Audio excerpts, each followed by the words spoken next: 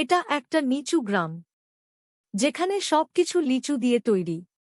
ঘরবাড়ি, ছাদ, দেয়াল, সবখানেই লিচুর রং আর মিষ্টি গন্ধ।